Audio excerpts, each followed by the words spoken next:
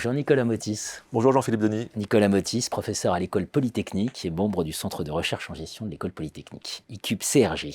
Co-auteur avec Philippe Lorino, donc professeur émérite ESSEC Business School, dans l'ouvrage L'enseignement de la gestion en France, identité, défis et enjeux, coordonné par Alain Burlot et Franck Bournois, édition EMS, j'oublie personne, du chapitre 11, accréditation, dérapage contrôlé ou saut dans le ravin. Alors, on va donc parler des accréditations qui ont fait couler tant d'encre dans le monde des grandes écoles de management. Et donc, vous posez la question, dérapage contrôlé, saut dans le ravin. Je vais tout de suite à la conclusion, vous nous dites finalement, globalement, on était plutôt sur le siège conducteur, passager, justement, à côté du conducteur. C'était un peu le risque, c'est-à-dire que beaucoup d'acteurs en fait, auraient pu rester au volant et en fait se sont laissés un peu embarquer sans prendre vraiment les choses en main. Et ça sera un des points que l'on discutera, je pense, sur l'impact de l'accréditation. Qu'on va discuter. Alors d'abord, première question, évidemment, d'où parlez-vous? C'est-à-dire, comment avez-vous été amené vous-même à vous interroger sur les questions d'accréditation? Alors, on a eu plusieurs points de vue sur le sujet. On est tous les deux enseignants-chercheurs depuis presque une trentaine d'années maintenant.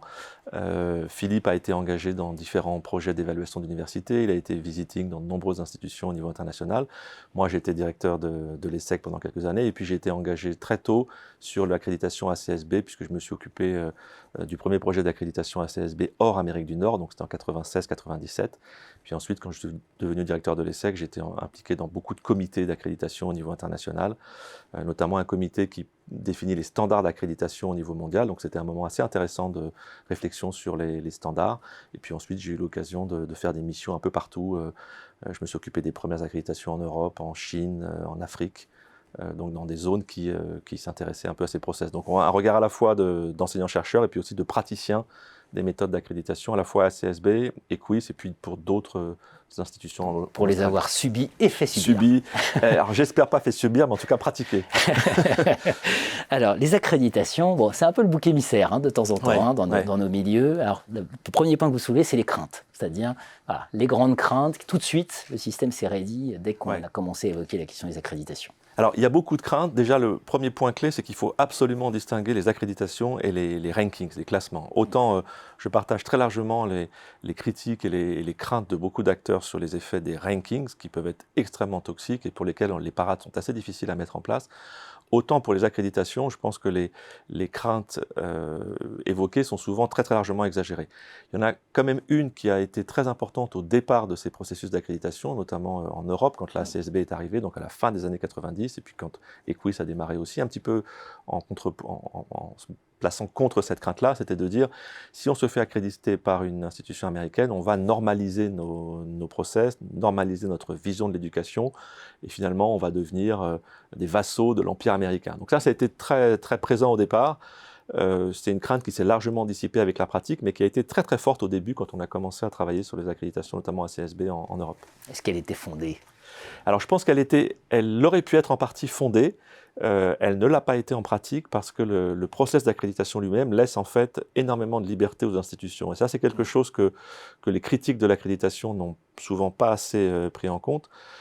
Une accréditation, c'est un principe de test de cohérence. On regarde la cohérence entre ce que vous prétendez faire, les moyens que vous engagez et ce que vous réalisez. Et ce test de cohérence, il marche aussi bien dans le cadre d'une business school américaine que d'une grande école française ou d'une université de recherche allemande. C'est un test de cohérence interne. Donc, il y a bien sûr des éléments de transposition d'un modèle, par exemple sur le poids des enseignants-chercheurs, mais fondamentalement, vous pouvez tout à fait préserver une très grande diversité dans votre institution sur beaucoup de variables. Organisation des programmes, gestion des carrières, type de publication que vous allez favoriser, dès lors que vous avez une certaine cohérence entre ce que vous prétendez être et ce que vous êtes réellement. C'est là vraiment le point clé de l'accréditation, c'est garantir aux personnes qui travaillent avec vous, étudiants, partenaires et autres, que ce que vous dites, vous le faites vraiment. Bon, ça ne veut pas dire qu'il n'y a pas eu des dérives.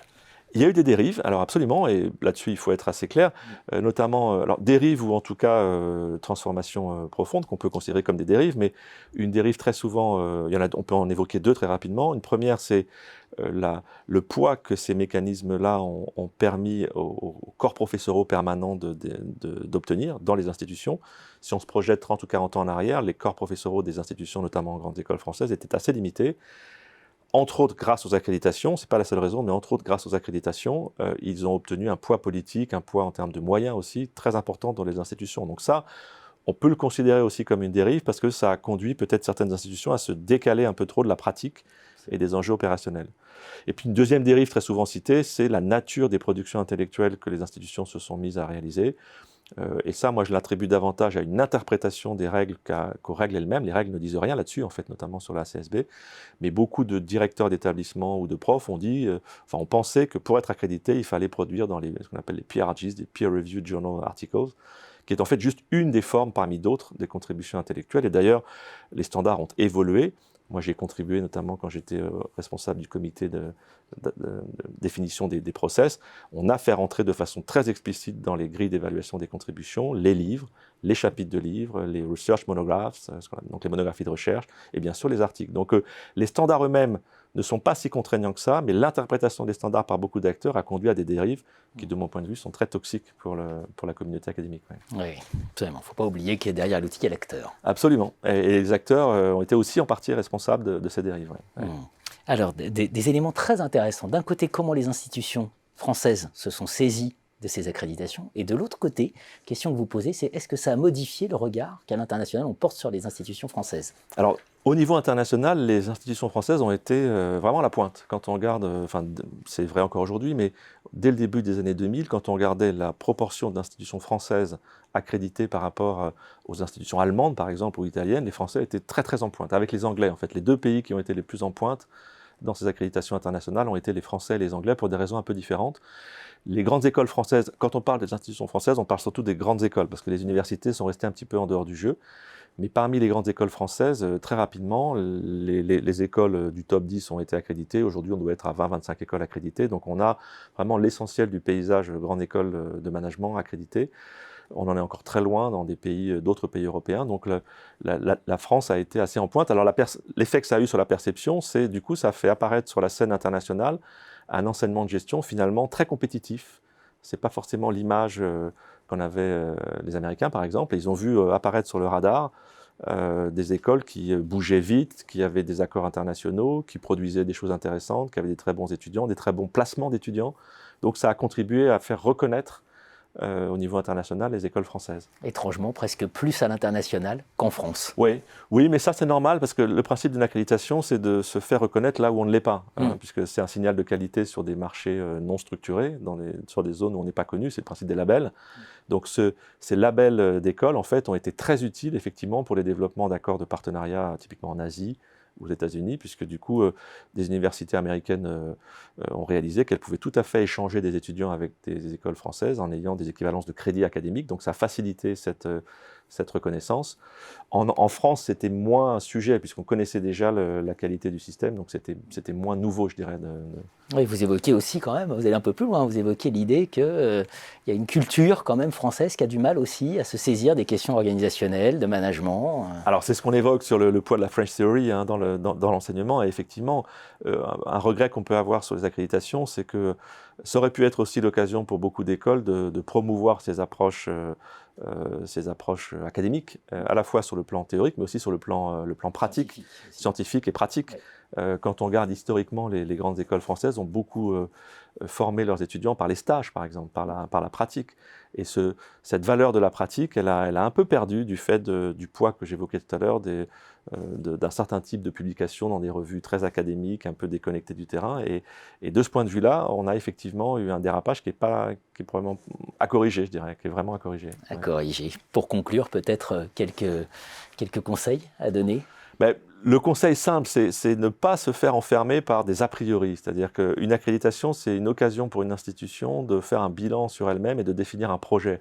On parle beaucoup de raison d'être, par exemple, aujourd'hui. C'est un moment qui permet de réfléchir à sa raison d'être sans nécessairement importer ce qu'on pense être la norme. C'est-à-dire que souvent, c'est un peu l'image du conducteur versus le passager.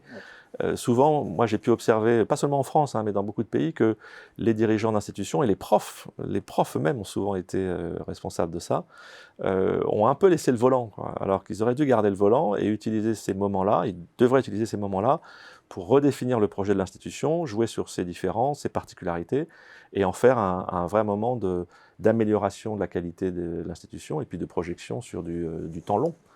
Et si on le fait comme ça, l'accréditation peut vraiment être une démarche extrêmement fructueuse.